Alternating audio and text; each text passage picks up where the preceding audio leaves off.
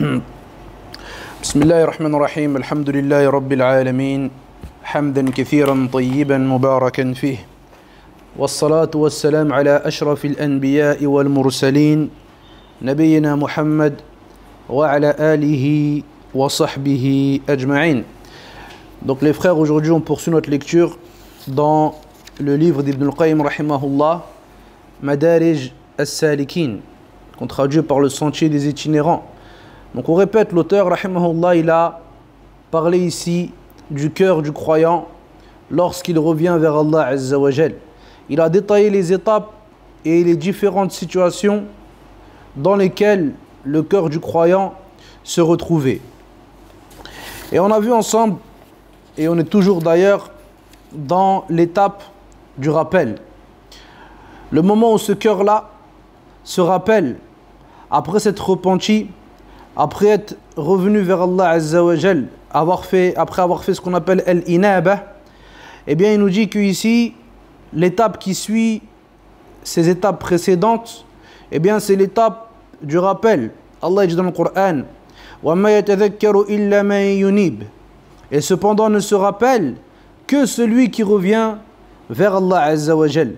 Et on a parlé dans le dernier dars, dans la dernière lecture, des choses qui pourraient nous aider à donner des résultats justement à donner des fruits à cette méditation. On a vu le fait de s'arrêter avec le Coran, de vivre avec le Coran et de chercher les sens du Coran, ces sens magnifiques qu'Allah Azza wa Jal a révélés dans sa parole. On avait vu aussi qu'il y avait le fait de ne pas se donner une longue espérance de vie, et que le fait que la personne se donne trop une longue espérance de vie, eh bien ça peut lui causer du tort et ça peut le rentrer parmi le nombre de ceux qui sont trompés. Mais qu'au contraire, il se rappelle qu'aujourd'hui il est là et qu'il est là pour un temps et que bientôt il va rencontrer Allah Azza wa Jal. Eh bien cette pensée-là et cette manière d'interagir, elle va faire pousser des actions chez cette personne-là et elle va faire pousser beaucoup de bien. Donc ici on s'est arrêté entre guillemets aux actions qui vont corrompre le cœur de la personne, qui vont nuire au cœur de la personne. Et elles sont très importantes, wallah. Et nous, on doit se rappeler et on doit apprendre justement à connaître notre cœur, à connaître les bienfaits de ce cœur-là et à connaître ses maladies, afin de pouvoir atteindre les choses qui vont lui être bénéfiques et fuir les choses qui vont lui être négatives et néfastes. Donc il nous dit, rahimahullah, que entre guillemets, c'est dur de traduire mufsidat. Mufsidat, c'est les choses qui vont corrompre le cœur. Les choses nuisibles au cœur, eh bien il nous dit, rahimahullah, que les plus grandes, il y en a plein, mais les plus grandes, elles sont au nombre de 5. Et on va les voir ensemble aujourd'hui, bi'idhnillahi azza wa jal. فقال رحمه الله وأما مفسدات القلب الخمسة هي التي أشار إليها من كثرة الخلطة. Donc il commence la première, il nous dit kathratul khulta, le fait de beaucoup se mélanger aux gens, le fait de trop se mélanger avec les enfants d'Adam. Et il va détailler. Wa tamanni, le deuxième c'est atamanni, le fait de vouloir encore et encore. Et ça, subhanallah, c'est quelque chose qui a toujours été présent bien sûr, mais qui est encore plus présent à notre époque. Et ça aussi, on va s'arrêter sur ce point-là, bi'idhnillah azza wa jal. ثم الثالث التعلق بغير الله عز وجل, le fait de s'accrocher à autre qu'Allah subhanahu wa ta'ala. Le quatrième, al-shiba'. Al-shiba', on va dire, c'est le rassasiement, le fait de se rassasier, la nourriture et tout ce qui tourne autour de la nourriture. Puis le dernier, il nous dit al-manam aw an-nawm, le fait de dormir. Eh bien toutes ces choses-là, c'est des choses qui peuvent causer du tort au cœur de la personne. Et malheureusement, beaucoup de personnes, il se peut qu'elles sont touchées par ces choses-là. Et malheureusement, ils ne s'en rendent pas compte. Taïb. Donc ça, il nous dit que c'est les plus grands et c'est les pires. Et il nous dit هذه الخمسة تطفئ نوره وتغور عين بصيرته وتثقل سمعه illam tusimhu wa tubkimhu wa tud'if quwahu kullaha. Il nous dit que justement ces 5-là, elles peuvent venir et éteindre la lumière qu'il y a dans le cœur du serviteur et effacer la clairvoyance que le serviteur il a. Et si elles ne le rendent pas aveugle et sourd, eh bien elles vont diminuer de la force de ces derniers-là. C'est-à-dire que la clairvoyance du serviteur, ainsi que la lumière de sa foi qu'il y a dans son cœur, eh bien elle va être impactée. S'il mange trop, ça va le toucher. S'il dort trop, ça va le toucher. Si il espère trop dans cette vie mondaine, eh bien ça va le toucher, sa foi va prendre un coup. Et peut-être que lui, il ne va même pas se rendre compte. Taïb. Donc ici, ce qu'il faut comprendre, c'est que ce cœur-là, lorsque le croyant, eh bien, il arrive à le préserver de ces maladies-là, et il arrive à faire en sorte de vivre avec cette lumière qui est la lumière de la foi, et de voir avec la lumière de la clairvoyance, eh bien, il se retrouve justement dans un paradis. Ici, Ibn al-Qayyim, rahimahullah, il nous dit سمعت شيخ الإسلام ابن تيمية رحمه الله يقول إن في الدنيا جنتان من لم يدخلها لم يدخل جنة الآخرة. Donc Ibn Taymiyyah, rahimahullah, qui était le cheikh d'Ibn al-Qayyim, il disait, Ibn al-Qayyim, je l'ai entendu dire, il disait que dans ce bas monde, il y a un paradis. Celui qui ne rentre pas dans le paradis de ce bas monde, eh bien il ne rentrera pas dans le paradis de l'au-delà. Et il disait, c'est quoi? C'est le paradis de la foi, le paradis de la certitude en Allah Azza wa Jal, et le paradis des gens vertueux. Donc celui qui ne rentre pas dans ce paradis-là, qui ne goûte pas justement à cette foi-là, qui ne goûte pas à l'obéissance d'Allah Azza wa Jal véritable, qui ne goûte pas aux larmes pour Allah subhanahu wa ta'ala, qui ne goûte pas à la compagnie du tout miséricordieux Azza wa Jal, eh bien celui-là, il nous dit que celui-là, il ne rentrera pas au paradis de l'au-delà s'il n'a pas goûté au paradis de ce bas monde. Qu'Allah subhanahu wa ta'ala nous l'accorde. Puis il nous dit وَقَالَ بَعْضُ الْعَارِفِينَ بِاللَّهِ إنه ليمر بالقلب أوقات أقول إن كان أهل الجنة في مثل هذا فإنهم لفي عيش طيب. Regarde, subhanallah, il nous dit que certaines personnes qui avaient une connaissance d'Allah Azza wa Jal, eh bien ils disaient, on parle des gens de science ici, eh bien ils disaient qu'ils passent des heures où notre cœur, il est tellement dans un plaisir et il prend tellement du bonheur par la foi, par la science, par l'obéissance à Allah Azza wa Jal, ainsi que sa proximité. Eh bien, il disait que si les gens du paradis, ils étaient dans ce dans quoi on est actuellement, alors certes, ils sont dans quelque chose de bien. Et elle est tellement que eux, leur poitrine, elle a été détachée de ce bas monde et elle s'est accrochée à Allah Azza wa Jal ainsi qu'à sa révélation. Eh bien pour eux la science ainsi que le rappel d'Allah Azza wa Jal, eh bien c'est semblable au bienfait du paradis. Et c'est pour ça que l'imam Shafi'i rahimahullah, il disait que la astami' ila al-ilm wa ila al-fa'ida fa idha sami'tuha fala awaddu an yakuna fi jasadi kulli udhunan hatta tastamti' bil fa'ida. Donc il disait, rahimahullah, l'imam Shafi'i, il disait quand j'écoute la science et quand je prends une faïda, j'apprends une mas'ala nouvelle, j'apprends une question juridique qui m'est bénéfique, eh bien j'aurais aimé que tout mon corps il a des oreilles afin qu'il puisse profiter et se délecter de cette science. Parce que ces gens-là, ils avaient des poitrines qui étaient tellement pures et tellement saines qu'ils prenaient du plaisir dans le rappel d'Allah Azza wa Jal. Ils prenaient du plaisir à écouter et à apprendre la science et la révélation et la législation de Sa Majesté subhanahu wa ta'ala. Donc ils prenaient du plaisir. Et c'est pour ça que certains ils disaient que مساكين أهل الدنيا خرجوا من الدنيا وما ذاقوا أطيب ما فيها. Donc il disait que les pauvres parmi les gens de ce bas monde, eh bien ils quittent ce bas monde, et ils ne goûtent pas ce qu'il y a de meilleur dans ce dernier. فقالوا لهم وما أطيب ما فيها. Et c'est quoi la meilleure chose qu'il y a dans ce bas monde alors qu'ils n'ont pas goûté? قال محبة الله عز وجل والأنس به والشوق إلى لقائه والإقبال عليه والإعراض عما سواه. Ils disent la plus belle chose qu'il y a dans ce bas monde. Et regarde les gens, comment ils étaient avant. Et jusqu'à maintenant, bien sûr, il y a des gens comme ça, même s'ils sont rares. Eh bien, ils leur disent la meilleure chose qu'il y a dans ce bas monde.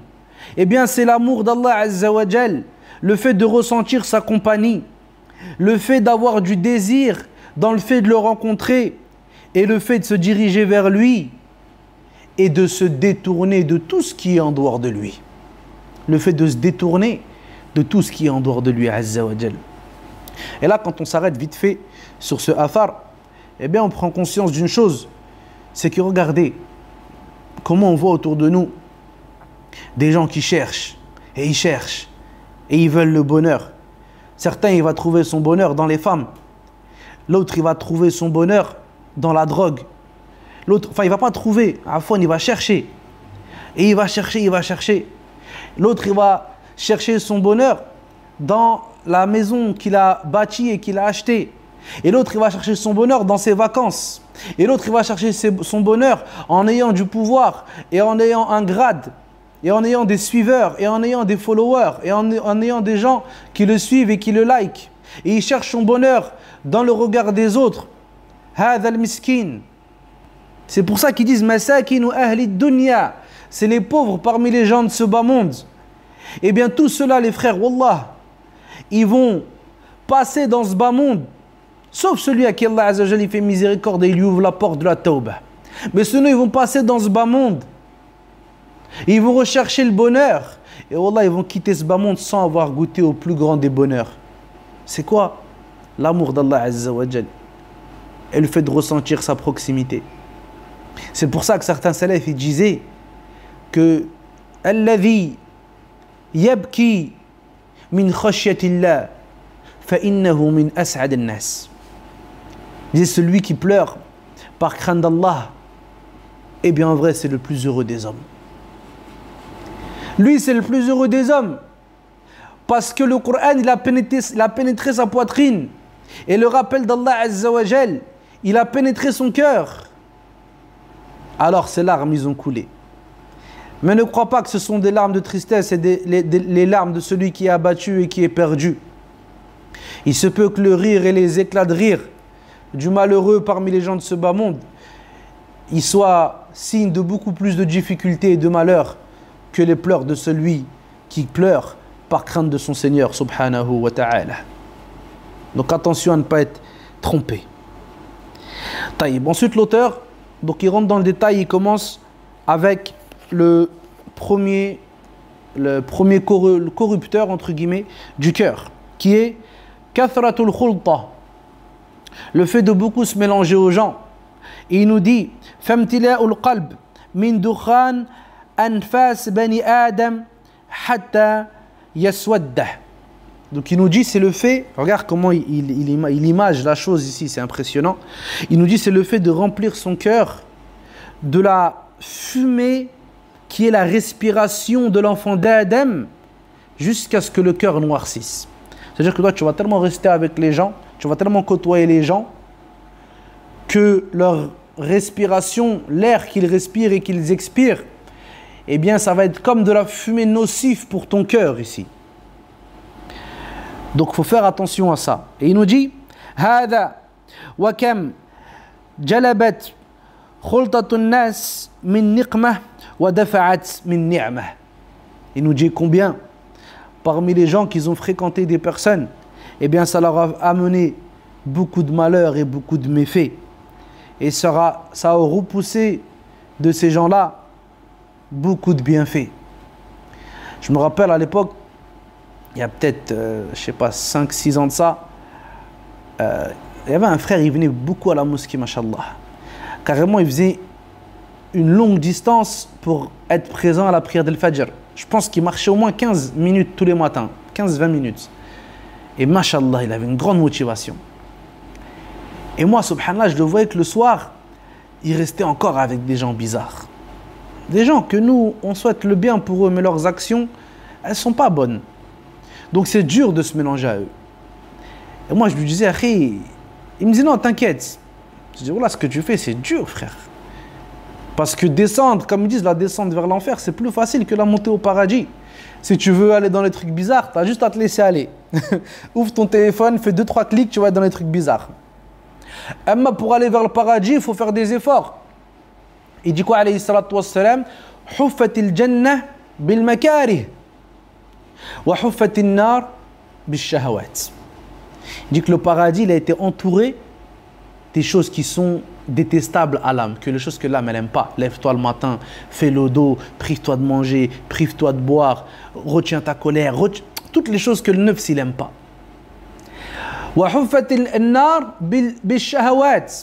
Tandis que l'enfer, il a été entouré de quoi? Des plaisirs et des passions et des désirs. Donc moi je disais à ce frère-là, je disais fais attention, au bout d'un moment c'est dur. C'est dur de rester avec des gens, ils consomment de la drogue, ils parlent des choses mondaines, et ils font. Et il me dit, ouais, t'inquiète, Hakim, ça va le faire, Inch'Allah. T'inquiète, moi, je suis resté avec eux vite fait, après, je rentre chez moi et tout.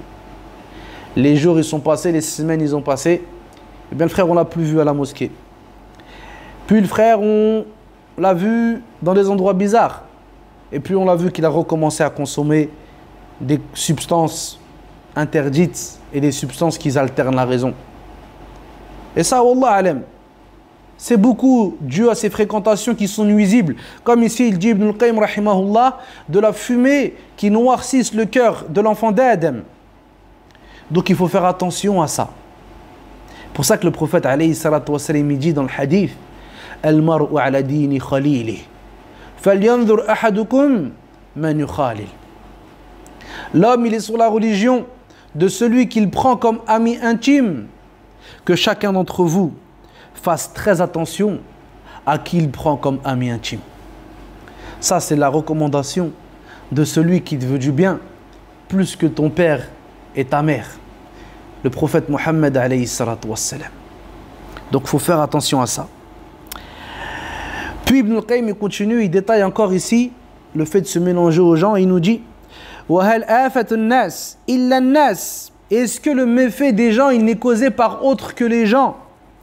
وَهَلْ كَانَ عَلَى أَبِي طَالِبٍ عِنْدَ الْوَفَاءِ أَضَرُّ مِنْ قُرَنَاءِ السُّوءِ. Est-ce que la chose qui a le plus nui à Abu Talib, qui est l'oncle du prophète alayhi salatu wassalam, est-ce que la chose qui lui a plus nui au moment de sa mort, c'est la mauvaise compagnie?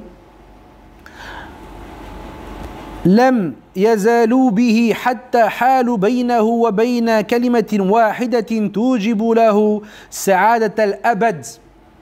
Ils n'ont pas arrêté de se mettre entre lui et la parole, l'unique parole que s'il l'aurait prononcée, eh bien il aurait connu le bonheur éternel, qui est la ilaha illallah Muhammad Rasulullah. C'était qui? C'est Quraysh.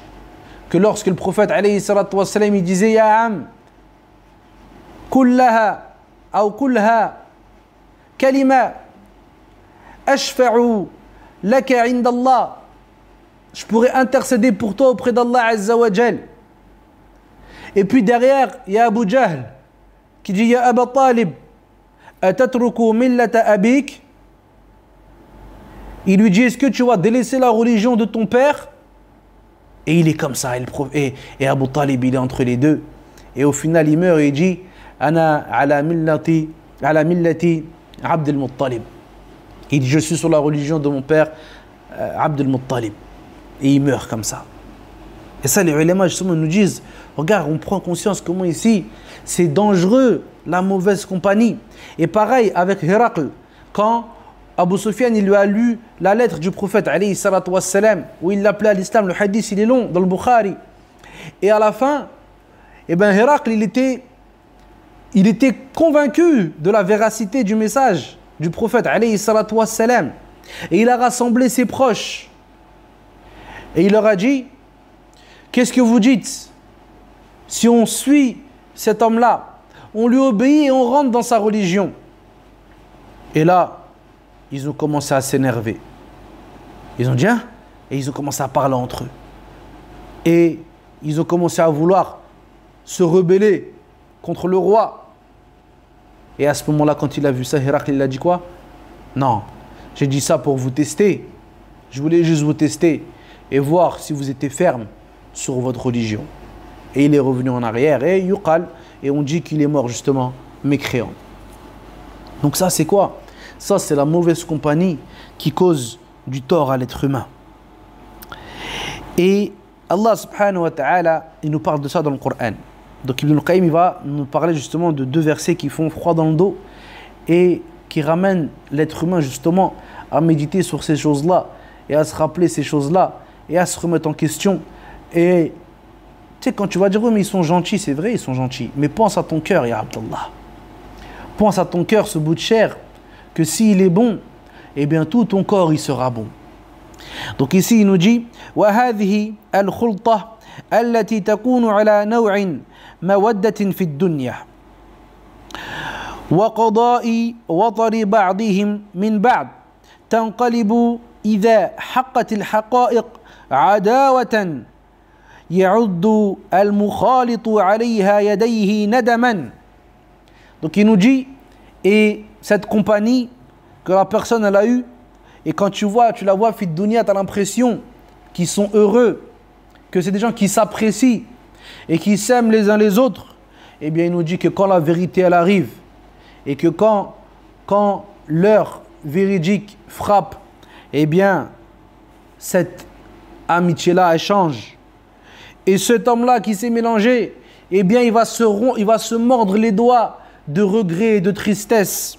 Allah nous dit dans Surat Al-Furqan, يوم يعض الظالم على يديه يقول يا ليتني اتخذت مع الرسول سبيلا يا ويلتى ليتني لم أتخذ فلانا خليلا لقد أضلني عن الذكر بعد إذ جاءني وكان الشيطان للإنسان خذولا.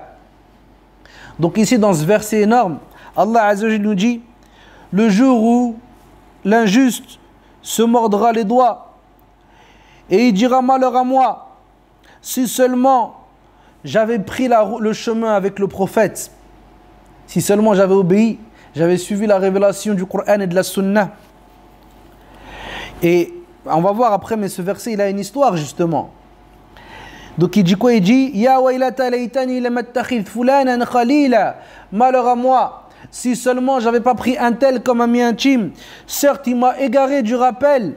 Quand le rappel il m'est venu, il m'a égaré du Coran. Quand le Coran il était révélé, il m'a égaré du suivi du prophète alayhi salatu wassalam lorsque le message m'a été présenté. Et certes, le shaitan, lorsqu'il trompe l'être humain, eh bien après ça, il se détourne de lui. Et ici, justement, ce verset, il a une histoire. Et nous, le but de ça, justement, c'est de prendre ça et de le coller dans nos vies et de se rappeler de ces choses-là. Ici, il y a un compagnon, Ibn Abi Mu'ayt. Eh bien, lui, il a embrassé l'islam. Il s'est converti à l'islam. Et lui, il avait un ami intime qui était Umayyah ibn Khalaf, un Quraysh, qui lui n'avait pas embrassé l'islam.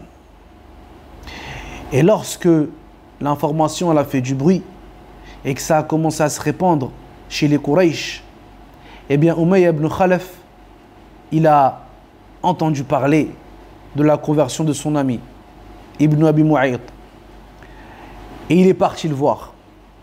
Il lui a dit Wajhi ala wajhika haram hatta tatruka dina Muhammad sallallahu alayhi wa sallam. Il lui a dit mon visage, il est interdit à ton visage jusqu'à ce que tu délaisses la religion de Muhammad. Et qu'est-ce qu'il a fait? Ibn Abi Mu'ayt, il a délaissé. Dans certaines versions, il a dit non, j'ai fait ça juste par comportement envers le prophète, envers Muhammad. Parce qu'il a dit, dans certaines versions dans le Tabari, c'est venu, le prophète sallam, il a dit, ils étaient dans une assise, Et le Nabi alayhi salatu wassalam, il leur a dit, je ne vais pas manger jusqu'à ce que tu reconnaisses l'islam et que tu reconnaisses que je suis le messager d'Allah. Et lui, il a dit, je reconnais. Il s'est converti.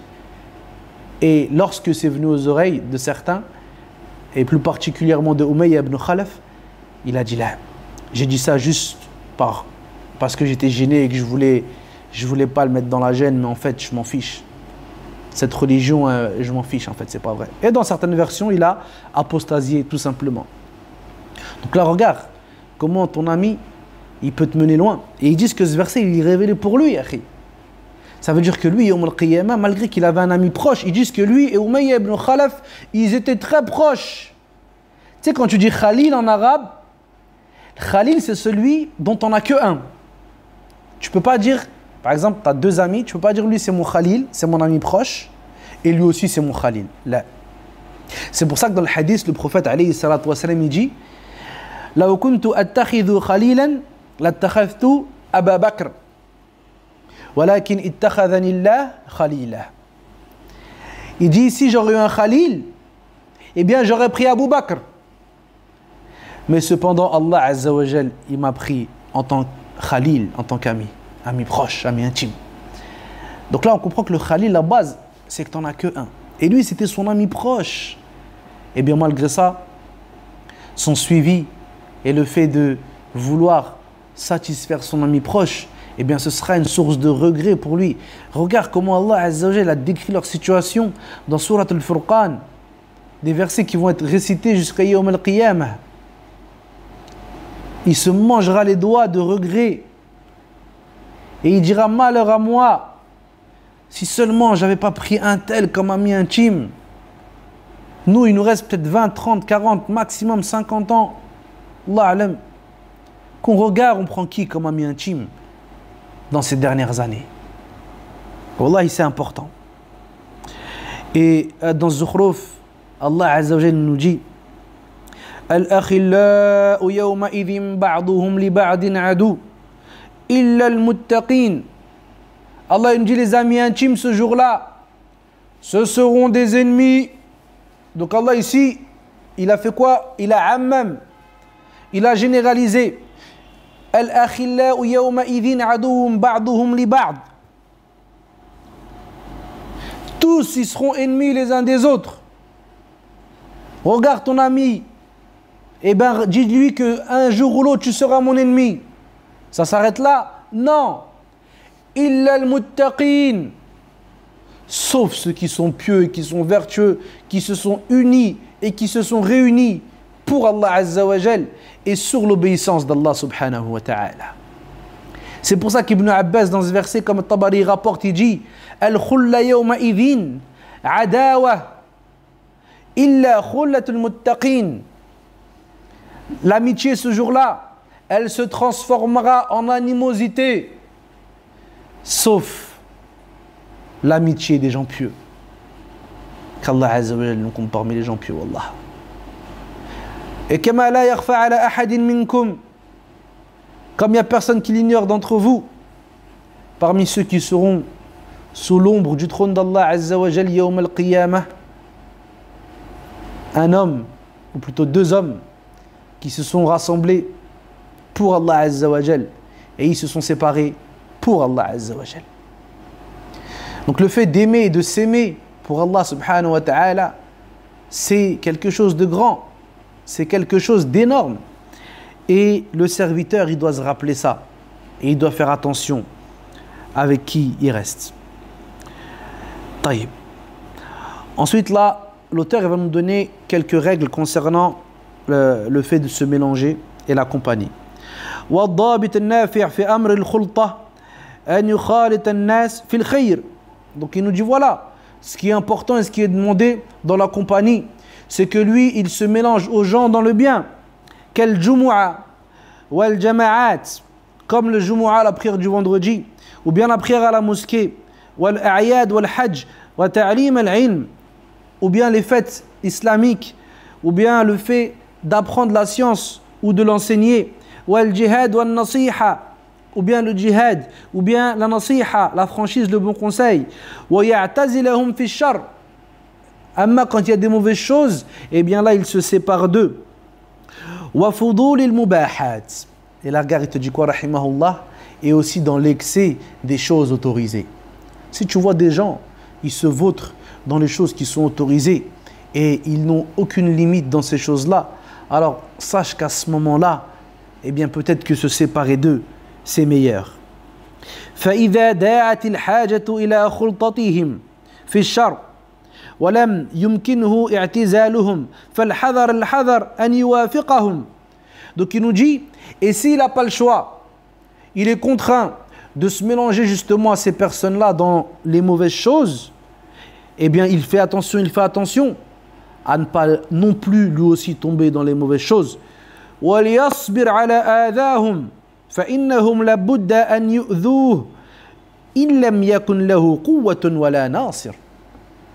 Donc s'il se mélange avec eux et qu'eux ils font des mauvaises choses, bien sûr que lui il se retient de faire ces mauvaises choses-là et qu'il patiente, eh bien qu'il sache qu'à ce moment-là il est récompensé. Et quand il patiente, eh bien il fait attention à ce qu'il ne lui cause pas de tort et qu'il ne glisse pas avec eux. Et le prophète alayhi salatu wassalam dans le hadith, il nous dit Al-mu'min alladhi yukhalit an-nas wa yasbir ala adahum khayrun min al-mu'min alladhi la yukhalit an-nas wa la yasbir ala adahum. Donc le croyant qui se mélange aux gens et qui patiente sur leur mal, eh bien il est meilleur que le croyant qui ne se mélange pas aux gens et qui ne patiente pas face à leur mal. Donc là on est toujours dans le cas où lui, bien sûr, il n'est pas touché par ce mal-là. Il ne tombe pas dans ce mal-là. Au contraire, lui, ça peut être une source de bien et une source de guider pour les autres. Puis il nous dit فَالصَّبْرُ عَلَى آذَاهُمْ خَيْرٌ وَأَحْسَنْ عَاقِبَةً وَأَحْمَدُ مَآلًا وَإِنْ دَعَتْ الْحَاجَةُ إِلَى خُلْطَتِهِمْ فِي فُضُولِ الْمُبَاحَاتِ فَلْيَجْتَهِدْ أَنْ يَقْلِبَ ذَلِكَ الْمَجْلِسَ طَاعَةً لِلَّهِ إِنْ أَمْكَنَهُ. Donc il nous dit pareil. Regarde là le fiqh et la compréhension d'Ibn al-Qayyim et la manière que ces gens-là ils avaient de voir la vie justement. Il nous dit donc s'il doit se mélanger à eux, eh bien qu'il se mélange à eux d'une bonne manière, qu'il patiente sur leur mal, que ce soit pour eux une source de bien et qu'ils fassent des efforts justement pour changer ces assises-là qui sont des assises où on abuse justement dans les choses autorisées en une assise d'obéissance à Allah Azza wa Jal. C'est-à-dire, toi, par exemple, tu es là, tu es posé, et ça parle, je sais pas, ça parle de politique, ça parle de football, ça parle des dernières infos qui sont tombées, ça parle d'argent, ça parle de travail, il y a des choses qui sont autorisées, on va dire, entre guillemets.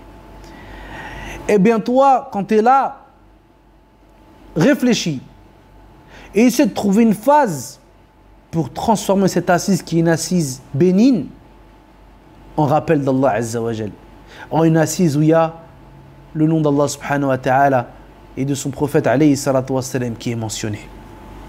Et regarde, il dit quoi Ibn al-Qayyim? Mais c'est là que tu vois que subhanallah, comment wallah, ils rentrent dans les cœurs des gens. Je me dis, c'est pas possible des fois quand tu lis. Il dit يشجع نفسه ويقوي قلبه ولا يلتفت إلى الوارد الشيطاني القاطع له عن ذلك بأن هذا رياء ومحبة لإظهار علمك وحالك ونحو ذلك فليحاربه. Regarde, il dit quoi? Il dit, à ce moment-là, il fait le nécessaire et il fait les efforts pour transformer cette assise qui est une assise bénigne, une assise où on parle de ce bas monde et ce qu'il renferme, en assise qui est une adoration d'Allah Azza wa Jal et un rappel d'Allah subhanahu wa ta'ala. Et à ce moment-là, il trouve une motivation et il renouvelle son intention. Il a dit quoi? Et il ne se retourne pas vers l'insufflation satanique qui va lui dire arrête de ne pas faire ça. Tu fais du riya, tu fais de l'ostentation là. Tu veux te montrer. Tu veux montrer que toi tu connais. Tu veux te faire voir sur les autres. Ça, c'est des choses qui arrivent ou pas? Franchement, les frères, ça arrive. Et bien toi, à ce moment-là, tu ne tombes pas dans ce piège-là. Lui, il va dire quoi? Le frère, il y a ça qui va venir dans son cœur. Il va vouloir parler d'Allah. Et après ça va venir dans son cœur. Mais tu te prends pour qui, toi? Tu te crois meilleur que les autres, quoi? Tu veux montrer que tu connais? Toi, tu veux montrer qu'on se rappelle d'Allah Azza wa Jal? Tu veux montrer que toi, tu as une science qu'eux, ils n'ont pas? Eh bien, lui, à ce moment-là, il te dit quoi? Ibn al-Qayyim te dit non. À ce moment-là, il ne se prête pas attention à ces waswas qui viennent de Shaitan. Et il fait tout son nécessaire pour changer cette assise. Cette assise qui est une assise où on parle de cette dunya qui est mal'ouna, en une assise où on parle et on se rappelle d'Allah Azza wa Jal. Et à ce moment-là, il ne se détourne pas vers ça. Combien de fois ça arrivé ça? Ici, tu es posé avec les frères et ça parle de choses mondaines. Et toi, au fond de toi, tu as ce truc qui vient, après tu dis non, non, non, non, non. Je vais pas me permettre de faire ça, de parler de din, de parler d'Allah, de parler de rappel. Ça, on va croire que je me montre. Ou peut-être que je fais de l'ostentation à ce moment-là. Ibn al-Qayyim, il te dit non. Il te dit ça vient de Shaitan, justement. Et toi, tu dois repousser ça et faire ton nécessaire pour transformer cette assise en une assise bénéfique. Une assise où on se rappelle et on mentionne le nom d'Allah Azza wa Jal. Puis il nous dit وَلْيَسْتَعِنْ بِاللَّهِ وَيُؤَثِّرْ فِيهِمْ مِنَ الْخَيْرِ مَا أَمْكَنَهُ. Regarde, c'est ça, le croyant. Celui qui a compris la révélation et qui marche sur la voie des prophètes alayhimus salam. Il nous dit plutôt, qu'est-ce qu'il fait à ce moment-là? Il cherche l'aide et le secours auprès d'Allah Azza wa Jal. Et il fait en sorte d'avoir un impact sur eux. Un impact positif sur eux. Juste de manière, et selon la capacité qu'il a. Donc ça c'est important les frères, wallah. C'est pour ça aussi que dans l'Athar qu'on rapporte, certains ils disent que ça va jusqu'au prophète alayhi salatu wassalam, mais ce qui est plus correct c'est que c'est une parole de compagnon. Quand on dit que ithnan la yanal al-ilm al-mustahi wal-mustakbir. Il y en a deux qui n'atteindront jamais véritablement la science. Celui qui s'enorgueillit, moi j'apprends, comment ça je vais apprendre chez lui alors qu'il est comme s'il est comme ça? Comment ça moi je vais m'asseoir devant lui alors qu'il est comme s'il est comme ça? Ou bien celui qui a honte. Il dit non je peux pas, ouais, j'ai une question à poser, je peux pas, non laisse tomber. J'ai envie de parler de non mais laisse tomber, je peux pas. J'ai envie, là, ijtahid, fais les efforts, remets-toi en question. Et à ce moment-là, rappelle-toi d'Allah Azza wa Jal et sois une source de bien. Nourun yamshi fil ard, une lumière qui marche sur la terre. Naam. Donc, on a encore un peu pris beaucoup de temps. Donc, je pense qu'on va s'arrêter ici, Inch'Allah. Et on partira sur le deuxième. On a pris, là en gros, on aura parlé d'un seul nuisible pour le cœur. Mufsidat. Une seule chose qui corrompt le cœur, c'est le mélange, le fait de se mélanger aux autres. Je pense qu'on va s'arrêter là. Et Inch'Allah, la semaine prochaine, on prendra le deuxième, qui est le fait d'avoir beaucoup de désirs dans les choses mondaines.